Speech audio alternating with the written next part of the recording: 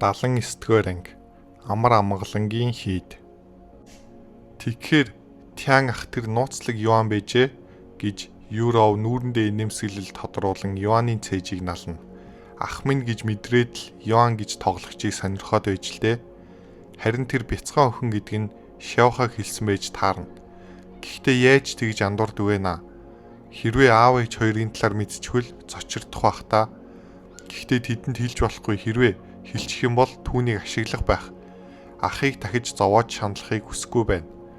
Юров дээш харан Юаныг харах бол харин Юан түүнд үнэнээ хэлсэн учраас нуруунд дээр нь байсан хүнд ачааг аваад хайчих шиг л болов. Тоглогч Юан дэлхийн цорын ганц ариун болон тэнгэрлэг ангиллын чадваруудтай, бас ариун ангиллын зарцтай. Юров гэмтгийн нэг зүйлийг ухаарч түүнээс асууна. Ахаа та ариун ангиллын зарцтай биз дээ? Ямархуу харагддаг вэ? Гаргаад ирж болох уу?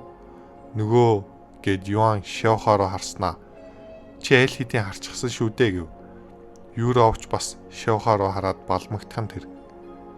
Юу? Шяохаа ариун ангиллын зарц юм уу? Ингэх боломжтой гэж төсөөлж байсангүй гэж Юров уулга алдав.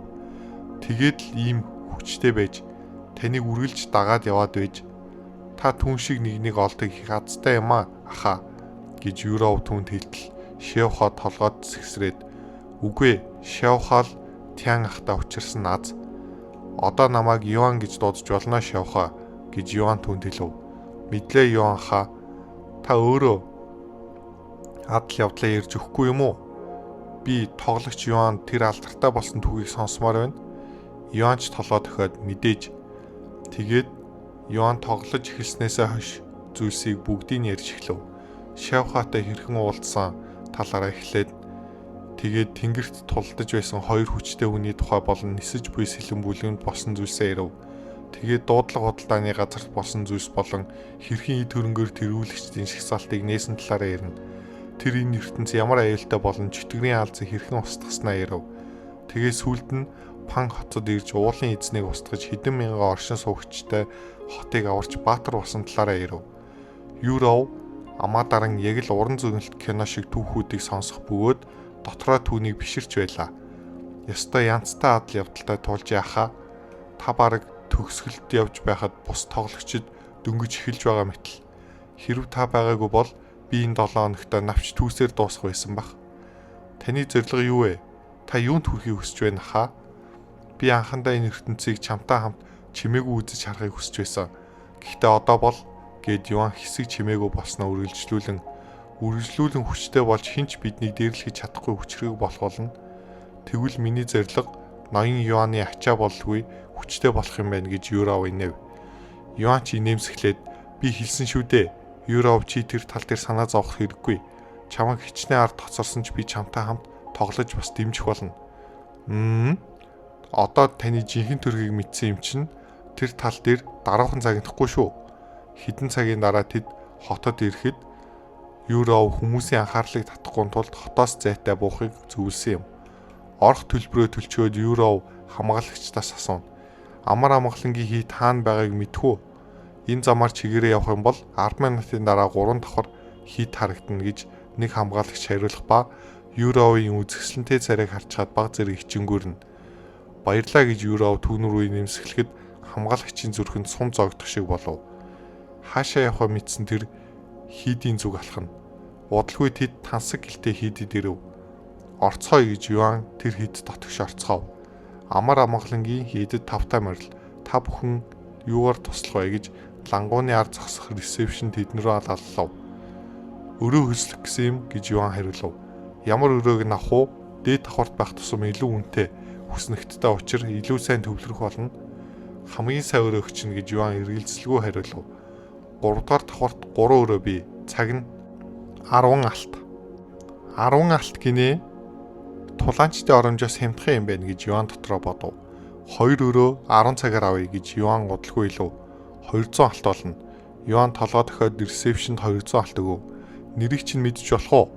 Ютян, Юров болон Шяохаа. Тэдний нэрийг бичиж аваад удалгүй ресепшнд тэдэнд 2 төлхөр өгөв. Манайхаар үйлчлүүлсэн баярлаа гэд ресепшнд тэдэнд бүхий.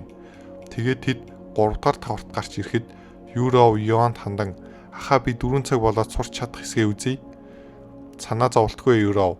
Чи ч бас авьяастай юм чи удахгүй сурчих байх гээд Юан түнд хэлэхэд Юров толгой дохиод нэг өрөө рүү орох ба энэ удаа чулуун биш модон хаалгатай байсан юм. Учир нь чадвар сурахад бясалгал хийдэг шиг тэгтлээ чимээгүй уур амьсгал хэрэггүй байсан юм. Юров өрөөнд орж ирээд газар суун хадгалагч уутнаасаа салхин илтийг гаргаж ирээд нухацтай гихч нь уншиж эхлэв. Харин тэр үед Юан завлин суух ба Шиохо түнд Тэнгэрийн нууц урлагийг уншиж өгөв. Түнд сурах шин чадвар байхгүй ч гэлээ энэхүү ариун английн чадварт бүрэн мэрэгших болоогүй учраас чадхаараа илүү сайн ойлголцтой болохыг хүсэж байв. Хэрвээ энэ чадварыг илүү сайн ойлгож суралцах юм бол бодит ертөнц дээр ч ашиглаж чаддаг болж магадгүй гэж Юан бодсон юм. 4 цаг нүд өрөмхийн зур өнгөрч Юров хаалга тогшов.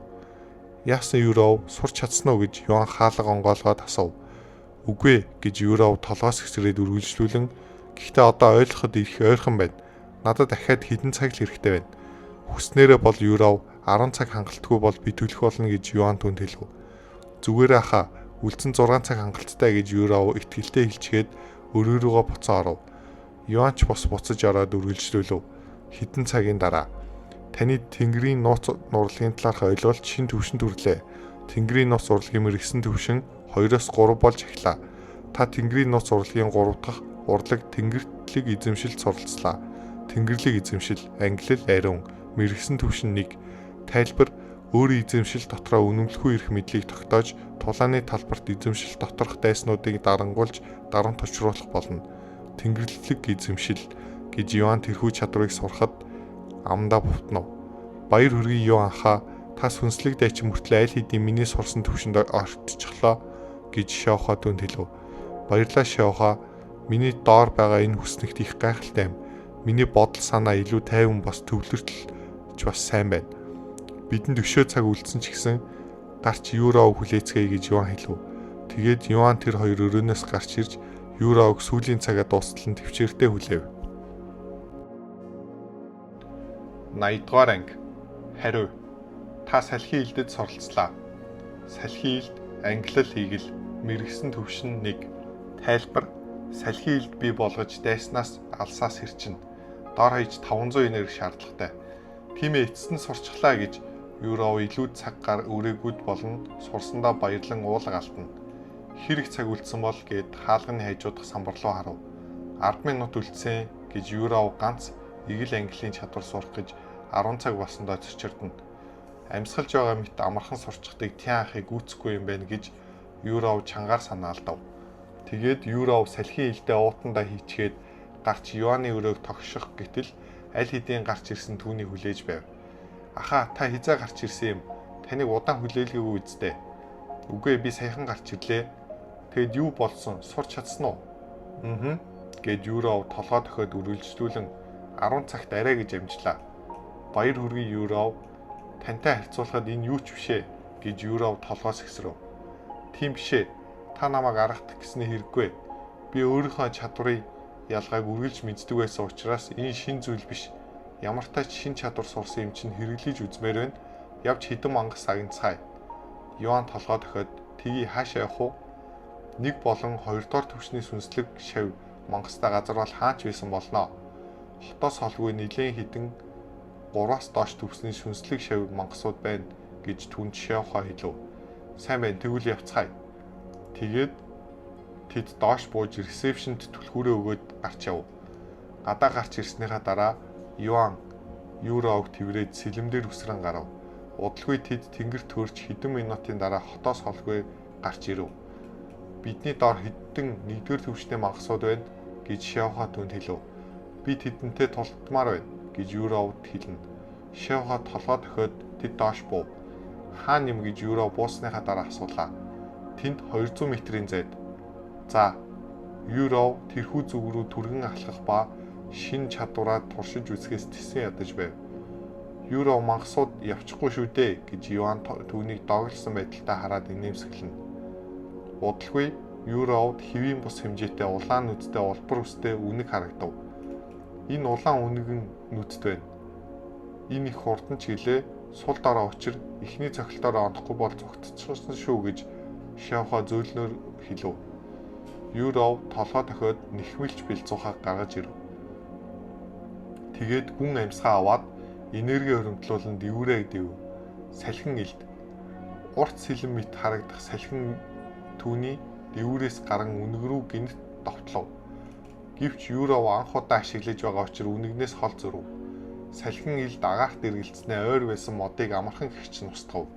Үүнийг харсан улаан нүдтэй үнэг шуутхан цогтаахан тэр хөөх ийг л ангиллах мөртөө яагаад ийм үнэтэй байсныг одоо л ойлголоо. Үнэхээр хүчтэй юм а гэж Юров баярлана. Хүч нь газар ангиллалын чадвартай дүүцгүүц юм байна гэж Шиохо хэлэх ба үргэлжлүүлэн хамгийн хүчрхийг техник байлаач байгаа онохгүй бол ямар ч хэрэггүй гэж хэлв. Мэднэ. Гэхдээ энэ чадвар удирдахад үнэхээр хэцүү юм гэж Юров санаа алдав. Юан ах биш л бол шинээр сурсан чадвараа олон цаг сургуулж байж гартаа оруулах болно.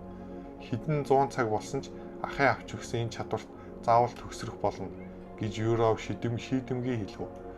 Удалгүй тэд үргэлжлүүлэн ан хийх ба Шиохо түнд зааж өгч Юров байгаа онох гэж хичээж байлаа.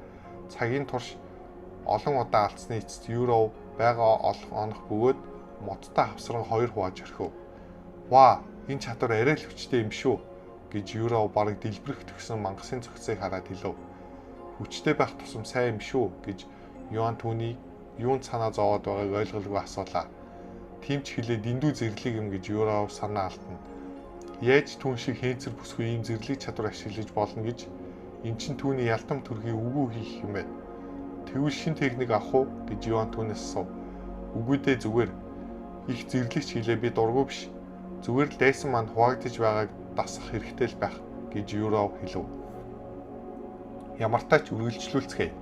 Олон дахин сургуулж байж сайжирна. Тиймээс Шиохо дараагийнх нь гэж Юров хамаагүй зүг рүү дэвүүрээд зав. За гэж Шиохо түүний толгойг төхөв. Тэгээд тэд оройн хоолны цаг хүртэл Шиохо түүнд мангас байгаа газрыг зааж өгч харин Юров салхин илдээ хэрэгэлсэн юм. Харин Юан тэднийг чимээгүй дагсан ба юу ч болж магадгүй гэж бодон Юровг сайтар ээжиглэнэ. "Ахаа, би олон мангас агнаж байхад яагаад цөм унахгүй байгаа юм бэ" гэж Юров сүүлд нь асуув. Учир нь зөвхөн 7 дугаар төвчнөөс дээш төвчний шав мангасуудаас л ундаг юм гэж хариулснаа. "Тийм биз дээ Шиохо. Тийм ээ" гэж Шиохо толгой төхөв. 7 дугаар төвчний сүнслэг шав гинэ холч байна да гэд Юров санаа алдав. "Ямартаа ч би гарч хоолоо бэлтлээ. Та хоол бэлэн болтол тоглож болно. Үгүй зүгээр энэ хавьд хийх зүйл байхгүй юм чинь. Тэгвэл нөгөө талд уулзцаа яхаа." Маргааш уулзсан Шиохо. Баяртай юу анхаа" гэд Шиохо зүйлт рүү оров. Юан ч бас удалгүй гарав. Юров хоолоо бэлдэх гэж явсан байгуур Юан үргэлжлүүлэн бясалгал хийнэ. "Яа." Юан Юровг орж иртэл үргэлжлүүлэн бясалгал хийсэн юм. "Та зүгээр баха. Таны яаж байгааг сайн сонслоо" гэж Юров түүнээс санаа зовсон шинжтэй асуув. Үгүй" гэж Юан бацтай болгоогүй учир түүнд хэлэх бэлтгэлгүй байсан юм. "Хэрвээ хаана ихтэй өвдөж байвал над заавал хэлнэ шүү. Ойлгосноо" гэж Юров түүнд хэлв. "Санаа зовлтгүй. Сайн байна. Уан эмч таны биеэс гарсан хар нялцгай зүйлийг шинжилж дууссан гэсэн. Одоо ирж байгаах. Ойлголоо. Түүнийг ирэхээс өмнө гизээ дүрэгцгээе" гэж Юров хэлээд түүнд шүлийг нь халбагдаж өгч эхлэв. Хэсэг хугацааны дараа Уан эмч ирэхэд Юров болон Юан түүнийг ухтан ав. "Та аль хэдийн хариуг нь гаргачихсан юм уу? Миний бодсноос хурдан юм гэж Юров хэлв. "Яг бүтэн өдөр ажиллаж байж хариуг нь хурдан гаргасан юм. Гэхдээ хариуд нь итгэж өгөхгүй л байна" гэж Уан эмч хэлв. "Юу юм? Санаа зовмоор зүйл юм уу?" гэж Юров түүнээс сандран асуув. "Үндэ эсэргээрээ. Шинжилгээний хариугаар л тэр хар нялцгай зүйл бохирдол гэж гарсан. Би яаж тэгснийг мэдэхгүй ч залуу эзний биеийн бохирдлоо гадагшлуулж чадсан байна." "Бохирдол гинэ?" Юров үл ойлгоно. "Суу залуу ахаа, тайлбарлах гэж удах бах" гэж Уан эмч хэлэхэд Юров толгой дохиод сандал аван сууж түүний тайлбарлахыг хүлээв. Таалагдсан бол лайк дарж Wildcard Audio сувгийг subscribe хийгээрэй. 81-р анги. Тоглогч Юаны дүү. Чамд эхлээд нэг зүйлийг хэлэх ёстой бах. Энэ хариуг эртний судраас олж мэдсэн бөгөөд эрүүл мэндийн салбарт энэ зүйл тохиолдож байгаагүй зүйл юм гэж Уан эмч чухал царай гарган хэлв. Эртний судраа гэж Юров гайх бөгөөд юу гэхээ мэдэхгүй байв. Тийм ээ, залуу эзний биеэс гарсан тэр хар нялцгай зүйл бол бохирдол. Нүур бол арьсны нүхс хүнд хуримтлагтай адил хүний биед цагийн эрхэнд хуримтлагддаг бохирдол юм.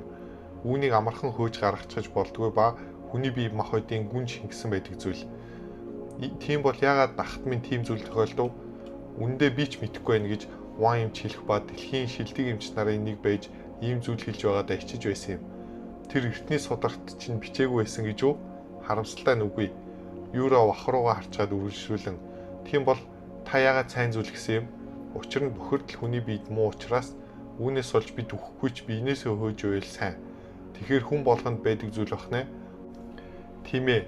Чи би энэ дэлхийн бүх хүмүүсийн биед бохирдол байдаг. Залуу эзэнд болсон зүйл шиг тохиолдохгүй бол бид яаж чадахгүй. Хариунаас нь мэдгдсэн бүх зүйл бол энэ. Миний энд ирсэн гол шалтгаан бол залуу эзнийг манай эмнэлэгт авчирч өөр асуудал байхгүй эсхийг шалгамаар байна. Чи юу гэж бодож байна Юров гэж Юан түүнээс асуув. Цуг тоглох цаг багасгах хэлээ таны биеийн байдал илүү чухал учраас тиймээс маргааш бид явах хэрэгтэй. Тийм бол шийдэгдлээ маргааш уулзцгаая гэж Ван Эмч толгойд өгөв. Маргааш уулзъя Ван Эмч.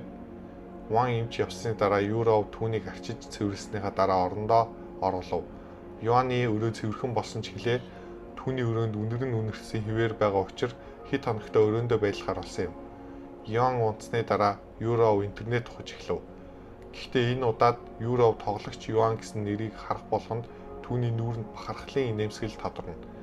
Ахыг тоглогч Юан гэдгийг мэдсэн болохоор бусад хүмүүс түүний талаар ярихыг харах их хөвгөлтэй юм гэж Юров инээснээ тоглогч Юаны талаар илүү их уншиж эхлэв.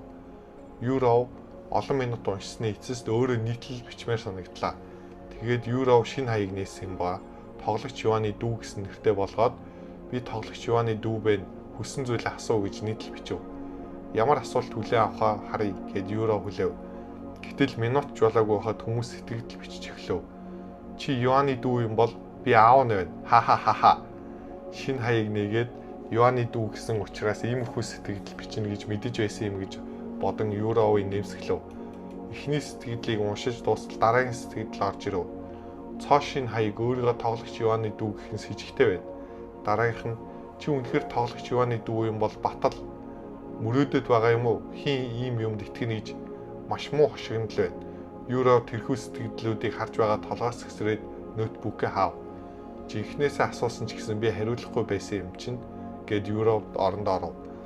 Хэрвээ дэлхийд даяар ахыг минь мэдчих юм бол тэрнийг надаас булаачхад тийм зүйл яасан ч болохгүй гэд Юров бодож байгаад нойронд автав. Өглөө нь Юров төгөлдөр хуурын бэлтгэлдээ суучгаад Юанд хоолыг нь өчгөөд имлэг явахдаа бэлдэв. Та бэлнэ үү ахаа гэж Юров хослол өмсөд тэрэгэн дээр суух Юанаас асуув. Хизээд бэлнэ. Тийм бол явцгаая гэж Юров толгой дохиод дэлгэд тэрэгцрийг түрж эхлэв. Тэднийг харшаас гарахад үүдэн дээр аль хэдийн урт хар лимузин 4 хамгаалагчаар хүрээлүүлж хүлээж байв. Өнөөдөр хааш явах вэ авахаа гэж нэг хамгаалагч нь асуув. Ван Эмчийн имлэг. Өөр нэг хамгаалагч тэдэнд хаалга нээж өгөв. Юров Юаныг авч машинд суухад хамгаалагч тэрэгцрийг хураагаад тээшинт хийгээд машин суув. Удалгүй машин хөдөлж хар шаар тоцорно. Юаны биеийг унгаахгүй тулд түүний хэвтүүлэн бүсэлсэн ба Юровын өвдгийг дэрлэнэ. Та яаж вэ зүгээр үү? Гэрээс гаралгүй их утас учир их догдолж байна гэж Юан нэмсгэлв. Догдолсон гинэ хэрвээ эмнэлэг яваагүй бол би ч бас догдолох байлаа гэж Юровын нүдэнд гунигтай нэмсгэлэл тодров. Тэд цааш юм яриаггүй бөгөөд 30 минутын дараа очих газартаа хүрсэн юм. Бид ирчихлээ авахаа гэж хамгаалагч хэлээд хаалга нэв. Өөр нэгэн хамгаалагч тэрэгцэр гаргаж ирэхэд Юров тусламж хүсэлгүй түүнийг суулгав. Хамгаалагчид Юров түүнд хүргэх дургүй гэдгийг мэдэх учраас чимээгүй харцгасав. Тэд том эмнэлэгт ойртон очиход Ван Эмч аль хэдийн үүдэн дээрээ хүлээгээ зогсож байлаа. Гэвч энэ удаад Ван Эмч ганцаараа байгаагүй бөгөөд түүний хажууд Юантай чацуу царайлаг охин зогсож байлаа. Залуу ухаа залуу эзэнтэй ирсэнд баярлаа гэж инээмсэглээд үргэлжлүүлэн миний ач охин та хоёрыг ирж байгаа гэд дуулаад өнөөдөр ирсэн юм. Сайн уу юу ахаа залуу эзэнтэй уулзааг боджээ гэж тэднэрөө даллав. Үнэхээр л удсан байх шүү. Ван Шэнг гэж Юров хөшүү инээмсэглэл гарган хэлв. Дотгошоо ороод ярилцгаая гэж Ван Эмч хэллээ. Юан ахаа тусламж хэрэгтэй юу? Чи ядарч байвал би залуу эзэнтнийг төрье гэж Ван Шүнг түүнд хэллээ. Чам дүүг удмааргүй байгаа учраас татгалзах болох нь дээ гэж Юров инээмсэглэн хэлв. Тэр талаар санаа зовлтгүй. Бид имлэгт байгаа учраас би өвчтөнд туслах хэрэгтэй гэж Ван Шүйн хариуллаа. Юров ядаргаатай санагдаж эхлэв. Ван Шүйн ингэтлээ улаарч байгаа шалтгаан бол Юан хөгжмөн тоглож чаддаг байх үед түүний маш том фэн байсан юм. Шүйн чамаг өөрийн шүтнээтэйгээ уулзаад догдолсон байгааг ойлгож байна. Гэхдээ дараа нь ярилцаж болно шүү дээ гэж Ван эмч толгоос хэсэрлээ. За намайг дагаад яваарай. Юров тэрэгцрээ төрсөөр түүнийг дагав. Залуу эзэн Ю Тян намайг санаж байна уу гэж Ван Шүйн түүнээс алхангаа асуув. Ван ахуйн хоолойг хүссэн ч мартаж чадахгүй шүү дээ гэж Юан инээмсэглэн хэллээ. Намайг өвөө шиг Шүйн гэж дуудаарай. Таныг өнөөдөр рентгенд орох гэж байгаа гэсэн та зүгээр үү? Тийм ээ, гэхдээ би зүгээр хэд хоногийн өмнө нэг зүйл болсон болохоор юуны магдгээд орж байгаа юм. Ойлголоо. Юу ч байсан муу зүйл бэлтгий байгаасай. Над санаа зовсонд баярлаа. Хээ таны номер 1 фэн юм чинь санаа зовх нь мэдээч шүү дээ. Та ахин хөгжим тоглож чадахгүй болсон ч гэлээ би бүх насаараа пеншн байх болно гэж Ван Шүйн гитсэн ч шинжгүй хэлв. Тэр үеэр Юров 50 харагдах боловч нүдний булангаараа түүний хүйтэн харцаар ширтэнэ. Ван Шүйн түүний харцыг эрт мэдсэн боловч үл тоон үргэлжлүүлэн Юантай ярив. Тэр үед Ван эмчийн нуруунаас хүүт даах шиг болоод Ван эмч хойш харалгүй урагш улам хурдан алхаж эхлэв. 82 дугаар анги Домогт гоц авьяас тхүү. Тэрийг хардаа Ван эмч болон түүний ач охин биш үү?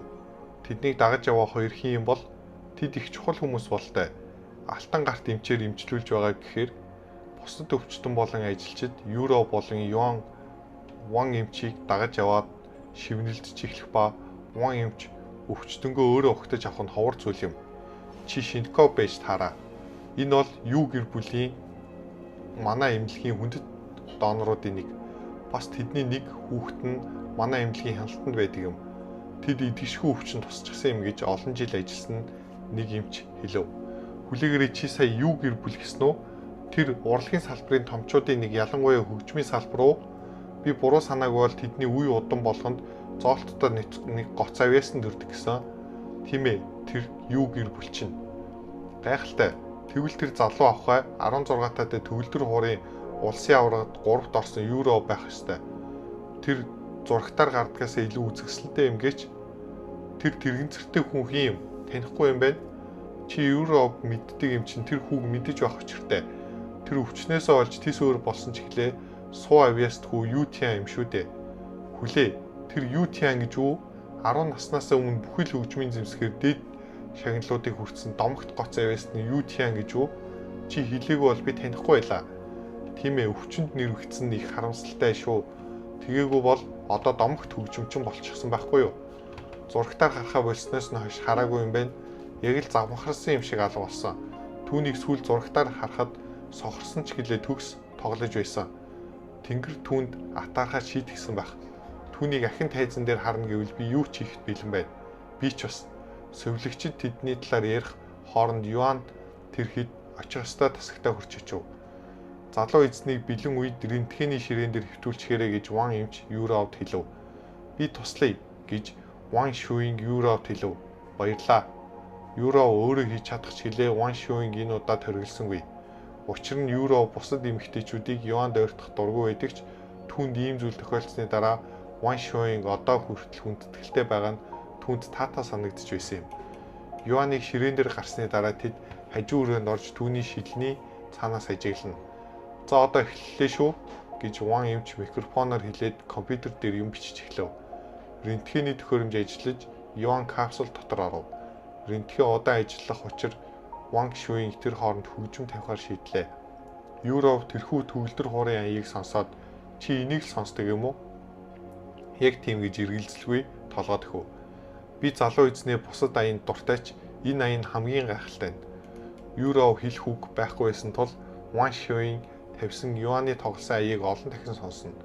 Удалгүй Юан капсулаас гарч Ван эмч хариуг харах зур Юров түүний тэрэгцэр дээр буцаад суулгав. Ах мань ямар байна? Ван эмчээ гэж Юров Ван эмч дээр очиод асуув. Хэсэг чимээгүй байснаа. Яг л миний төсөөчлөнчлэн. Түүний биед ямар ч өөрчлөлт алга. Тиймээс санаа зовх хэрэггүй. Ойлголоо ашгүй дээ. Гэд Юров хариуг сонсчоод санаа намрав. Гэхдээ ганц ингэж болоогүй гэж Ван эмч гинтгэн хэлнэ. Хариунаас нарахад залуу эзэн яс илүү бат бөх илүү зузаан болсон байна. Миний яс зузаарсан гинэ гэж Йоан гайх ба дотроо тоглоомноос болсон эсэх талаар бодно. Тийм их зузаан болоогүй ч мэдэгдэхүйд зузаарсан байна. Хэрэглэж чадахгүйгаас хойш яс зузаарах ямар хамаа байх вэ гэж Йоан гонигтай нэмсгэлөө. Битгий бууж өг залуу эзэнтэй Тэнгэр таныг ивэж ийм их авьяас хайрлсан юм чинь зүгээр өрөхгүй л байж таарна. Хэрвээ өвөө минь имчилж чадахгүй бол би имчилж өгөх болно гэж Ван Шюэнг хэлв. Одоо цагт тоглоом тоглохоос өөр юм хийдэггүй та нарын юу чадахыг харъя гэж Ван имч толгоос хэсрэв. Тоглонгоо анагаах ухаан сурч байгаа юм чинь харин ч би одоо тоглож байгаа тоглоомноос олон эртний эмийн ургамлын талаар сурсан.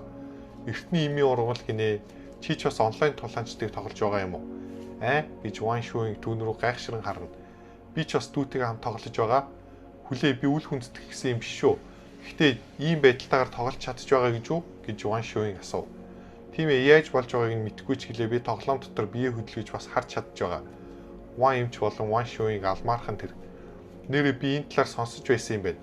Сохор хүмүүс асуудалгүй харж чадж байгаа гэсэн гэж Ван Шюэнг хэлснээ үргэлжлүүлэн тэгэхээр чин таны хөгжим тоглож байгааг тоглоом дотор харж болох нэ гэж Ван Шюэнг баярлан хэлв. Би хэд хоногийн дараа луугийн мөн чанар сүмийн шалгалтанд орно. Хэрв чи өсвөл тэнд уулзч болох юм? Би аль хэдийн өөр бүлгэмд орчихсон шүү дээ. Гэхдээ л уулзмаар байна. Танай бүлгэм чинь юу юм? Би ойрхон байвал очиж болох юм гэж Йоан хэлв. Хойд твд байдаг үрл ахт юм. Хойд твэ би зүүн твд байгаа учраас их хол юм байна. Тэгвэл хамтдаа тоглох хүртэл их удах юм байна гэж Ван Шюэнг харамсангүй санаа алдав. Гэхдээ Юров тэднийг сонсцоод инээдээ арай хэм барина. Ашгүй намайг байхгүй оронд тэд яачих юм бэлээ? Өөр зүйл байгаа юу? Ван эмчээ гэж Юров асуув. Үгүй болсон. Рентгенд оруулаад хариу нь гарсан учраас одоо өөр асуух зүйл алга гэж Ван эмч хэлв. Тийм бол бид хоёр гэртээ ярьлаа. Танд баярлалаа Ван эмчээ. Тэр талаар битгий санаа зовоо. Би аав ээжтэй чинь дотноос гадна та хоёрын пэн шүү дээ гэж Ван эмч чангаар инэв. Би гаргаж өгчөхөд ирье гэд Ван Шюэнг тэднийг дагав. Дараа уулзъя залуу эзэнтэй удахгүй хамтдаа тоглоно гэж найдаж байна гэж Ван Шюэнг түүн рүү гараад алхна. Би ч бас хариу хүлээж бай гэд Юан түнд хэлв. Тэр хоёр явсны дараа Ван Шюэнг өвөө дээрээ очив. Залуу эзнийг ийм цоо байхыг хараагүй удаж бид урд нь ийм удаан ярилцаж байгаагүй юм. Онлайн тулаанч тоглоом дээр эрүүл саруул мэт байгаа учраас ийм байгаах гэж Ван Шюэнг өвөөдөө хэлв. Гэвч Ван эмч хариу хэлгүй рентгений хариулт ширтэнэ. Яасан бэ өвөө? Ямар нэгэн болохгүй зүйл байгаа юм уу? Гэж Ван Шюэнг түүнийг хараад асуув. Үгүй. Зүгээр л залуу эзний өөрчлөлт гоц үзэгдэл гэж хэлэхгүйц хачин байгаад л байна. Эртний судар илүү их унших хэрэгтэй болтой. Тэндээс юм олдож магад гэж Ван эмч чухал царай гарган хэлв. Үргэлжлэлийг Wildcard аудио сувгаас